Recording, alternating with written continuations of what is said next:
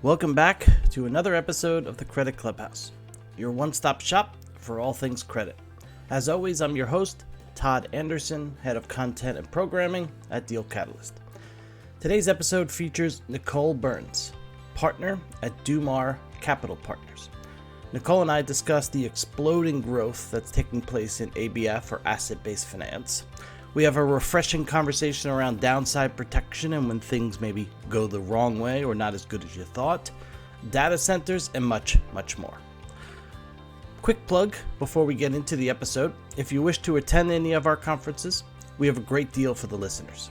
Just go to www.dealcatalyst.io, pick the event you want to attend, and enter the promo code CREDIT. You'll receive a 15% discount on your ticket. As always, don't forget to follow us, rate the show, and leave a review. Now, without further ado, I present my conversation with Nicole Burns of Dumar Capital Partners. Welcome to the podcast, Nicole. Good to see you. Thanks for joining me. For having me. I'm excited to be here today, Todd. Well, thank you. I see that you've joined a new firm, Dumar Capital Partners. So I think tell us a little bit about your journey. I know you used to be at a Canadian pension. Tell us a little bit about your journey and maybe a little bit about this new shop. Yeah, sure. So I have been working in the asset-based finance industry for over 20 years. I've been at banks and asset managers. I've invested up and down the capital stack, for the most, senior investment grade all the way down to the equity and residuals, asset buying and lending. So, I formed Dumar Capital in the last year. It's my own company. And there's a couple of things I'm working on right now. One is, I'm exploring launching my own fund. I feel as though even though there's a lot of interest in asset-based finance, a lot of funds getting into it, I feel as though that I do offer some type of differentiated strategy, given my expertise and my investing through different credit cycles. Mm-hmm. But I've also been providing senior advisory services to specialty finance companies, loan originators, asset managers, and service providers, really for those who are new to the sector and want to find out more about it, find out how to get into it and how to grow a strategy within the sector and also how to manage a business. So that's been actually really exciting because it's, working with, people that are really excited about this industry, but maybe, still need some introductions to it. And so that's really where I can fill the gap for them. So to widen out a little bit, private credit has clearly been a buzzword and kind of has filtered through a variety of financial markets. Mm-hmm. I know today's going to focus more on ABF, and I'm curious, does ABF offer that best long-term opportunity in your mind? I mean, I know there's a lot of stuff on direct lending. SRT seemingly was popular last year, maybe not as much this year. What are your thoughts on kind of just that broader trend of private credit? And before we kind of jump in a little bit deeper on ABF. Yeah, so, I'm a little bit biased toward ABF, so I'm always going to say it's the best long-term strategy out of, any type of private credit strategy or even any type of credit strategy personally. I mean, the reasons I've really, stuck with it for the time being, for my career is that I feel as though it offers the most downside protection while still being earning a premium over other credit products, and that's due to the complexity. But when you look at the structures in terms of, you usually have collateral coverage, you usually have mechanisms to, seize cash and pay down. It's an amortizing product. How can that not be good? Especially when you compare it to something like, say, direct lending, where it is sort of a future projections, EBITDA leverage type structure. Where, what's the downside? Maybe you have some equity behind you, maybe you have some junior debt behind you, but, beyond that, that's it. And you're right, SRTs have been very popular, and in fact, they've been popular in Europe for quite a while. Yeah. And it's just really kind of coming to North America that has gotten the interest. And, I think they're going to continue. Even despite the administrative changes that may or may not be happening. And it's, again, it's a way for banks to be more balance sheet efficient. And, I think that's sort of the topic of the day of, banks, what they can and can't do with their balance sheets. So I think that Yeah. will continue. It's just that SRTs are just, to me, they're another form of structured credit. You're sort of basically, taking some synthetic risk to a pool of assets, financial assets. So it's kind of sort of the same ice cream, but different flavor, I guess. But yeah, so for me, long-term wise, ABF is, provides the most downside protection against, most of these products that are sort of popular today. And then the other thing I'd say is direct lending, to me, it just seems to be getting very crowded right now. It's so talked about, and there's so many places that are doing it. There's some places that have been doing it, and that's all they've been doing, and there's other places that are now getting into it. And it's just, granted, sort of at that level of the middle market, there's probably an unlimited or infinite number of companies to finance, but at the same time, how much are people going to be competing for deals for the same deal? Yeah. So we'll see. So, to start digging a little bit further on ABF, in part, the reason it's grown is, the regulatory burden increased on banks post GFC.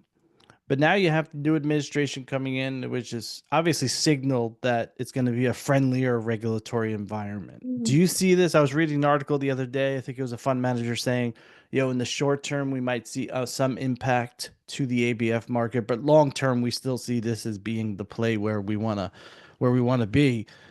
Do you see an impact there in terms of banks maybe changing their behavior and how that might impact where some of the private capital is kind of filled in where the banks used to be? Yeah, I personally, I think that you might see some changes around the fringes there that, maybe some of the activities that banks were thinking about, reorganizing due to, the regulatory changes that were coming through in the last few years. But, personally, again, having worked at banks both pre-GFC and post-GFC, I did see the most fundamental change in the regulatory framework around that time, really in addressing, what happened during the financial crisis. And some of those are, changes that are there and always going to be there. And I think they're also made our banking system a lot stronger and a lot sounder. So the bank structural changes that happened post GFC, that gave rise to that whole fintech wave that came up in the mid-teens. And so what you saw is this, bank regulatory framework creating a lot of financial innovation and a lot of new development in that marketplace. And it also created a whole new investor base. And subsequently the ABS market, followed with sort of securitizing a lot of these new technologies. So I think that's actually one of the interesting things that you see out of the bank regulation. It's not necessarily a bad thing, because in my experience in asset-based finance, whenever there's a regulatory change that affected our market, we always found some innovative product to sort of not get around it, because you definitely don't want to usurp what's being done, but to just find more efficient ways to operate within this new framework. So I think that's actually kind of exciting in this marketplace. And you see that SRT market sort of in the US, kind of growing, and as a result of some of the changes, and it's creating a lot of innovation and new products out there. But the one thing, though, that I am kind of curious about, especially with the changes in the CFPB, is are we going to see more of these high APR consumer finance products coming back, which I personally don't think is necessarily a great thing. Unfortunately, I don't want to offend any of the listeners here, but I think some of those products really were not maybe had the best intentions in mind. And so the question, and to be fair, a lot of institutional capital providers these days are prohibited from working in some of those high APR products, but not all, but some. So the question is what's going to happen with that market with some of the regulatory changes that are happening now. And just to pick up on that, I mean, not obviously some institutional investors can't play in that space, but the ones that do, and if they're searching for extra yield somewhere, does it end up giving a rise to payday or high interest lending, maybe as a byproduct of, hey, I can't get it somewhere else in the market with a plain vanilla consumer loan from one of the top lenders, but I can get extra. Yeah, the risk is higher, but over the long term, I'm probably going to make more money on my money. Is that obviously it's a concern for you? Does the CFPB either losing power or going away? Do you see something filling that void? I don't know. I mean, the states, local jurisdictions actually have been regulating those spaces quite a bit. The thing is, you can kind of go state shopping. Some states Yeah. regulate it more than others. So you might see some lenders kind of going to certain regions over others. But, the question is, what's going to be the capital that is going to be funding these businesses? How expensive is that capital going to be? So it kind of feeds into Yeah, each that's other. true. They might be getting expensive capital, and hence the products need to be expensive unto themselves. What the interesting thing is, there's a lot more places for a consumer to go for financing right now, no matter where you're on the credit spectrum. So it's also wondering if, there's probably always going to be a demand for those high APR products like the payday lending and things like that. But the question is that market just shrinking, because there's so many other places that people can go to now. So I don't know. Yeah. I don't know, it's time to be seen.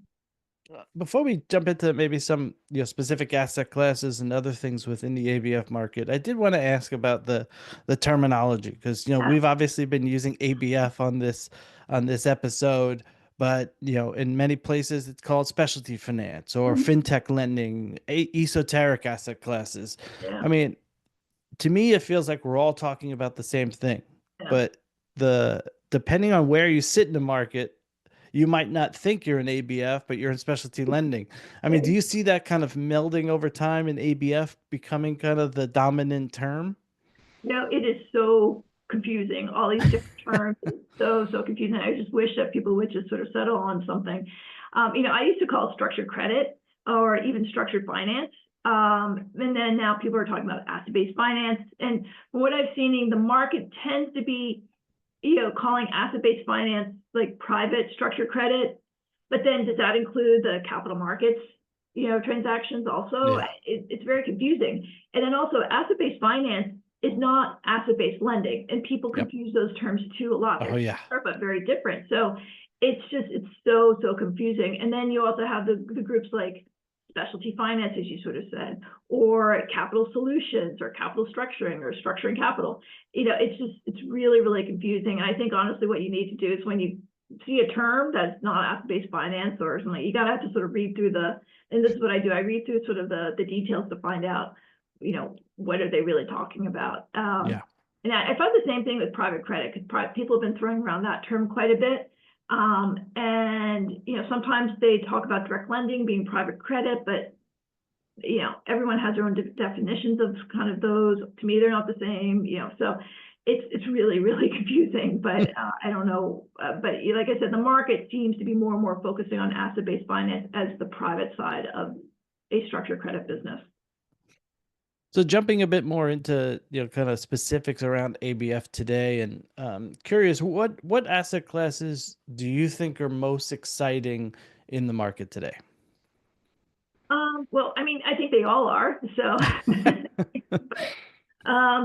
however, to me, the market is kind of falling into a few different segments.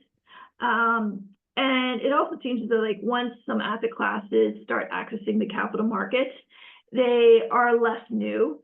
And given that, because once you sort of access the capital markets, you've probably been operating the private markets for a while, so you have a whole host of characters now who are used to that asset class. But getting back to the segments, I would say the more traditional asset classes like auto loans and credit cards and equipment leases, they are all regular financiers in the asset-based finance market, the capital markets, and so they've been really sticking to the bank warehouse, ABS takeout market for their financing, and not tapping the private markets as much as you would think. They might do it here and there. A lot of times they might do it to either fund a new strategy or new product, but you're not really seeing them kind of doing sort of the more expensive financing when they can get cheaper financing elsewhere. But then we also have kind of like those esoterics, which aren't really esoteric anymore. And I would consider that like, say, residential solar, even Hmm. data center. I mean, data center has been financed forever, for a long, long time. It's just, they just recently started coming to the ABS markets. And honestly, I don't know why it took them so long to get there, because it's just, it's a pool of contractual cash flows. How could this not be securitized? I don't know why it took them so long. But even you also have sort of the non-traditional mortgage products like non-QM and SFR.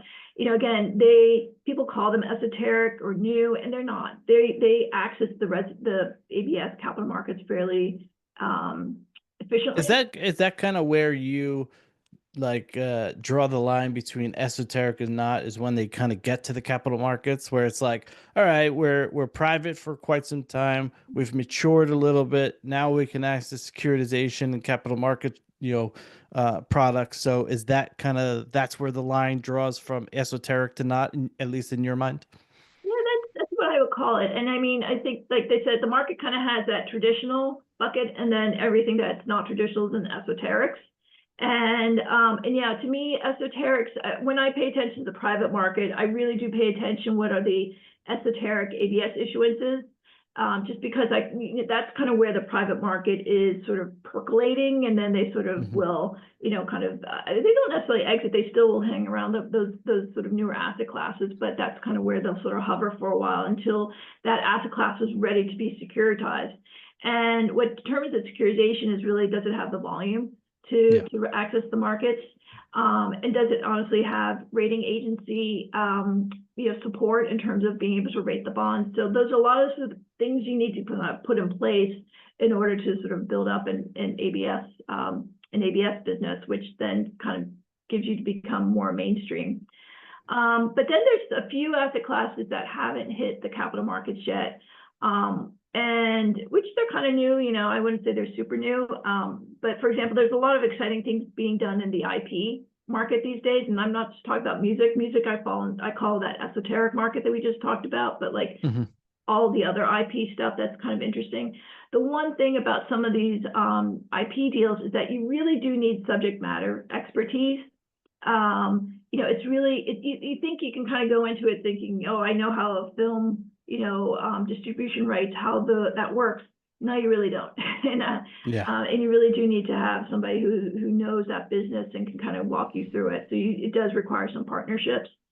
And then there's always the fintechs who are coming up with new, they're taking traditional products, like say auto loans, but they're originating them in different manners or structuring the risk in a different way, which I actually find really exciting. And that I do find is sort of kind of the newer products, or the newer asset classes that are quite exciting. So I wanted to touch a little bit on data centers. I mean, I see constant stream of news and data Yeah. centers. All the big funds, Mhm. Apollos of the world are clearly jumping in. I mean, is that one of these asset classes you just said? Obviously, they've now reached the capital markets, or at least deals are coming to capital markets. I mean, is that one of the areas that in the next 5 years we're just going to see this explosion of exponential growth? It's curious to see. I mean, definitely seeing a lot of growth right now in that market. And I think what's interesting is, there's such a demand for technology, for AI, Mhm. server use, that people feel that's going to be creating the volume for it down the road. And also with data centers, you just don't build them in a day and they're operational the next day. There is also long lead time to get them operational to the capacity that you need them to be at. So it's, between this sort of growth that people don't see it ending ever, Yeah. that need for capacity, and then also that long lead time. Yeah, I think you're going to have a long runway of financing opportunities in those sectors. The question is, will there be in 10 years, 15 years, another new technology that comes up that makes the need for all these hyperscale, data centers necessary? Nobody can see it right now, but who knows? Like, Yeah. technology has, disrupted a lot of these industries. Look at music, 20 years ago versus now.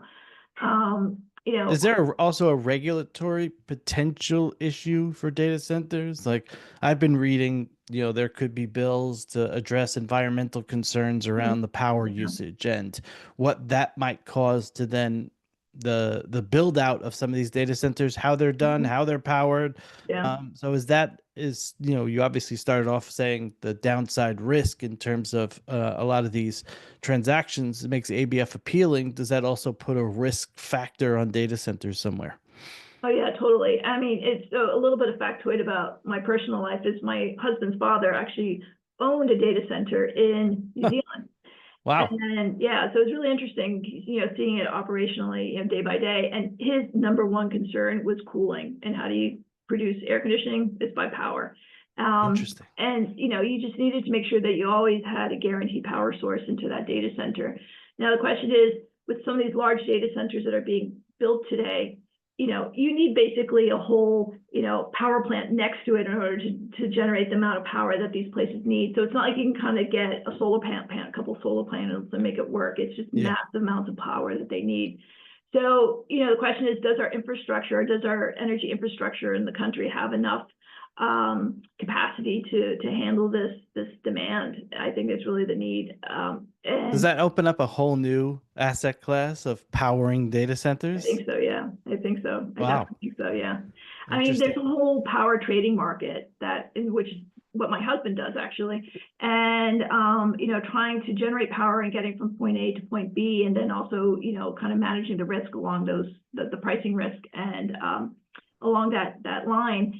And so the question is, how are those markets going to develop or expand in order to meet all this need? And what's interesting is, the data center needs it's very sort of geographically specific. It's in like Yeah. one certain area as opposed to sort of you need a whole transmission line or a whole, generation for Texas. It's like one little area. So I think it's an interesting market because, it's kind of real estate, technology. Hmm. As you sort of said, it has an asset-based finance component of, contractual cash flows to the tenants.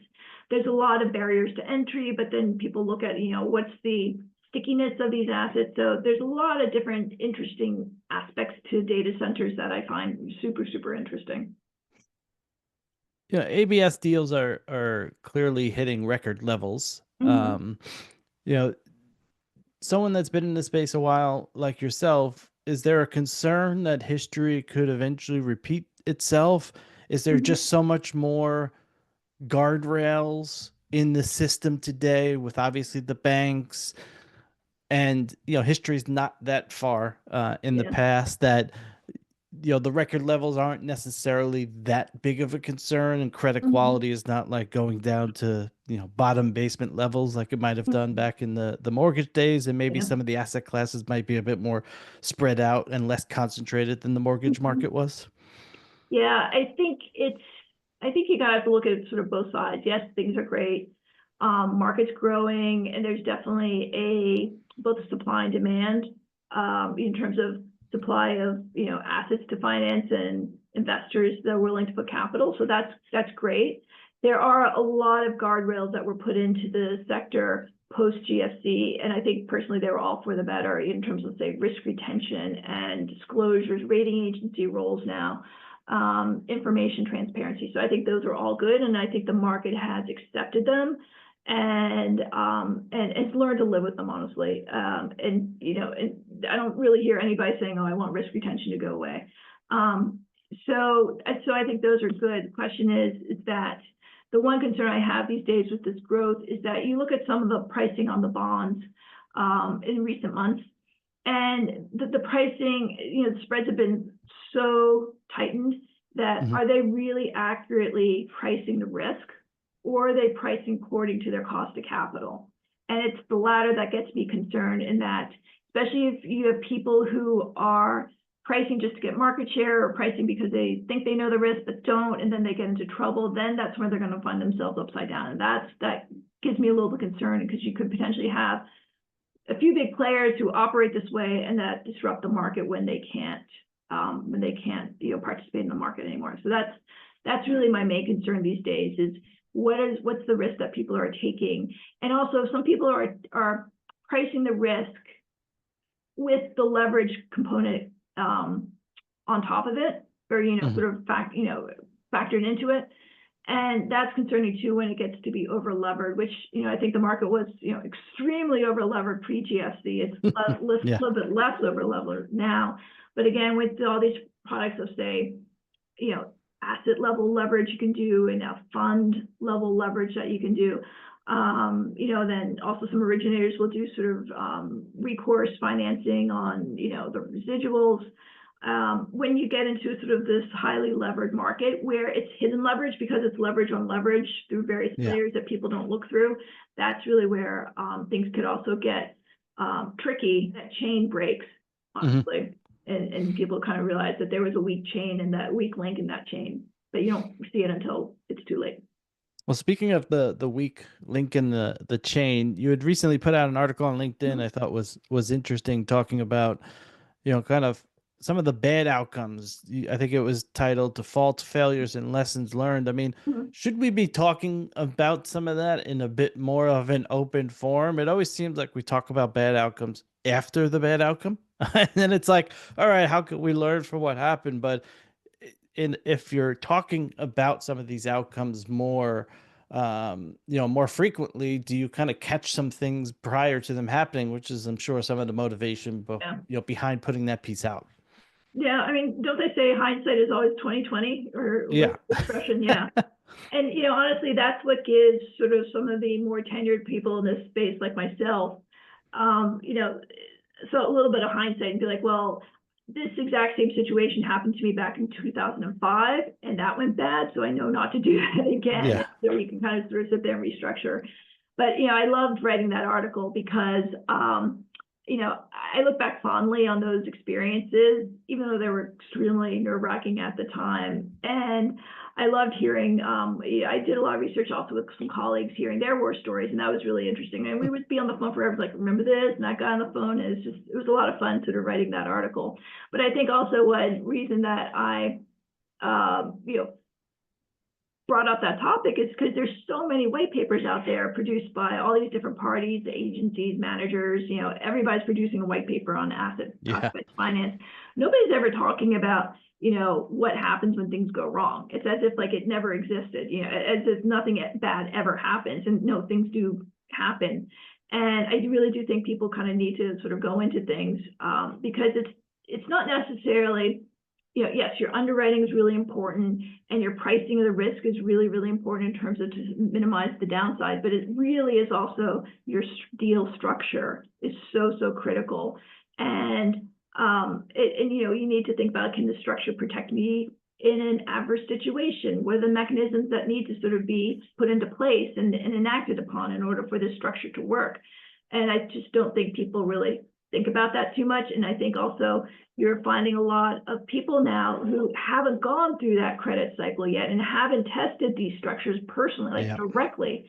And so for them, it's all just theoretical, like I'll call a rapid AM event and everything will be good. No, I've called rapid AM events and my cash is sitting in a whole nother place that I didn't know about. So it's not good. There's no cash to collect. Do you think in times like we're in now, which, we just talked about ABS deals hitting record levels, that some of those protections and some of those structural things that you might be more careful to dot every I and cross every T on, that there's so much capital in the market, so much enthusiasm, that some of that stuff doesn't get put in deals.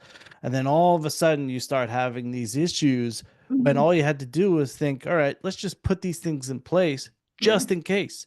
Because even though times are good, and that's what seemingly starts it, where it's like, it bleeds a little bit. A new manager comes in. I have to do this.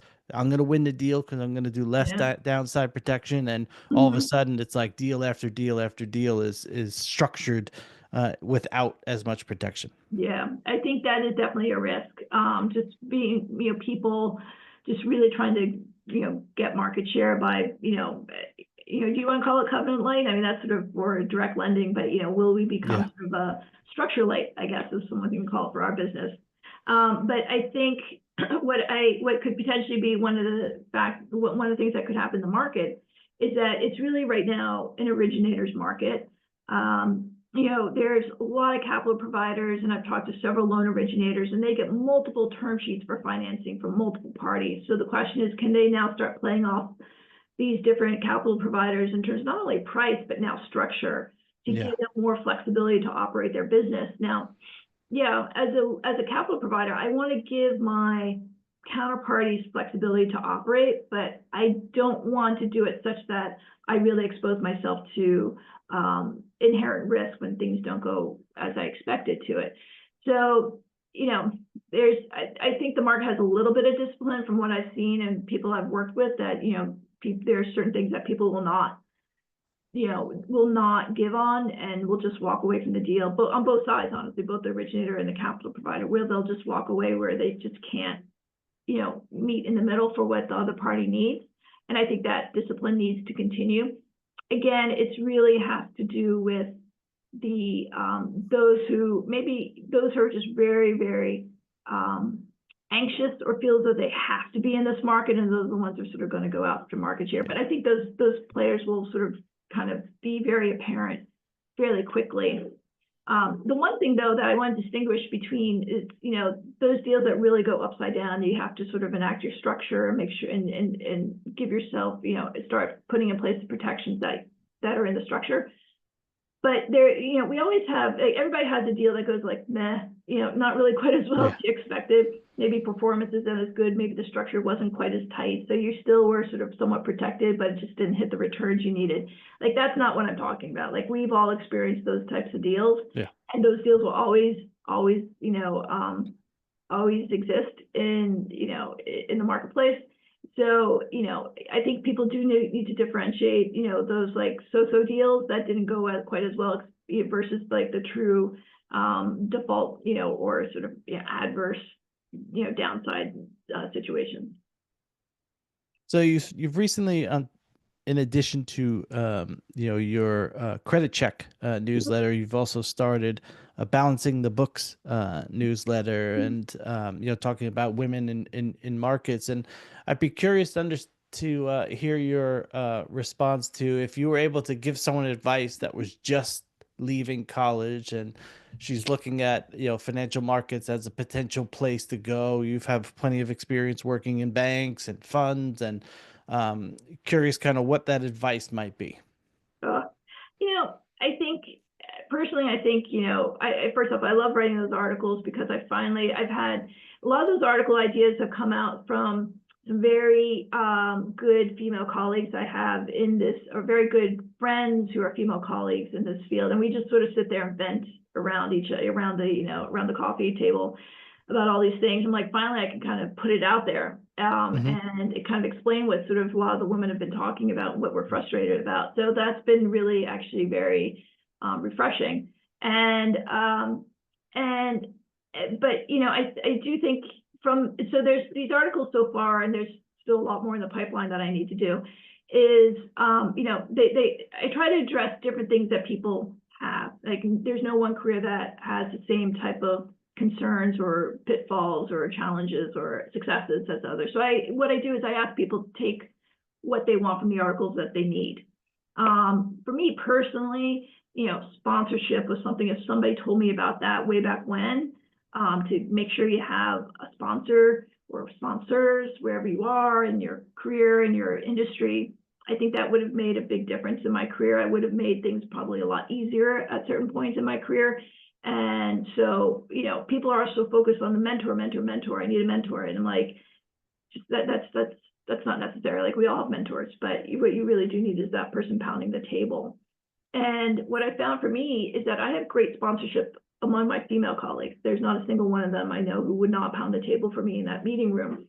But it's just how to sort of translate that sponsorship over to, the men in the room, who are generally the ones making the decision. So that's something that I still am, looking at today and trying to figure out how to kind of break that barrier just for everybody. So it just means a lot of people kind of need to start chipping away at that ice cube to have it break. But in general, like, I love writing these articles for both newsletters. Please, I hope everybody subscribes to them and likes them and reposts them, because I love hearing people's reactions to it. Sometimes I get, private messages from people, and sometimes I get, public. And so it's been really interesting to hear everybody's reaction. And the only thing I can say is I just wish I had more time to write these articles, because there's just been they've just been probably the most fun thing I've done, in my sort of new company. Well, I've read every single one of them, so I Thank hope you. that you keep it up. Yeah. They give me some good ideas and some good reading as well. So Mhm. I like to end the episodes with a bit of a lighter touch as we head out the door. So do you have a favorite sports team or Mhm. hobby? So I am in absolutely no possible way a sports person. Okay, let me put that out front there. But I actually am a little curious or a little bit excited about March Madness coming up. Curious to see about the Duke team, how they do, and also about St. John's, which New York has adopted as their team. And I It's think been a what long time since St. John's was I in know this position. exactly, or anybody sort of from this area, so it's exciting. And the one thing though that I was reading a story about it today is what's good and bad about March Madness. It's not necessarily like the best team gets to the finals. Like it's a in or out type situation. So you could just have a bad day and you're out of the whole Yep. tournament. That's what I find really exciting about these games. You can find some really amazing games, and really it's the only time of the year I watch college basketball. And then the other thing is that people who know me, I am a extremely obsessed skier. It's all I sort of think about and do about and talk about in the winter. And we're coming to the end of that, so I need to find something else to do. But my son is a very active ski cross racer. So if anybody knows about ski cross racing, it's where the four people go down the course at the same time. There's jumps and Oh, okay. Yeah, I've seen it. yeah, it's amazing Interesting. to watch, and so I just really want to give a plug for that sport because it's just so much fun to watch. It's a little scary, honestly, once your own son up there, but you sort of distance yourself from that aspect. It's really quite exciting. I call it the roller derby of skiing. So, Tell us one surprising thing about yourself. um, I don't really have too many surprising things. So I think people know a lot about me. The one thing that's really exciting is, I got a dog in the last few years, as everybody else did, and we are now going to start. I think it's therapy dog training at a local hospital. So we're going Interesting. to be visiting children in a local hospital. So I'm really excited about that. Just to sort of, my dog is, as most dogs are, like 100% pure happiness and joy. And so just kind of sharing some of that happiness and joy to people who kind of need a little bit of support. And then final question is one prediction for the next 12 months. I have absolutely no predictions, honestly, for 12 months. Everything changed. Like, I have no idea. Things are changing so rapidly across so many different aspects of the world, whether government or national, financial, personal, whatever.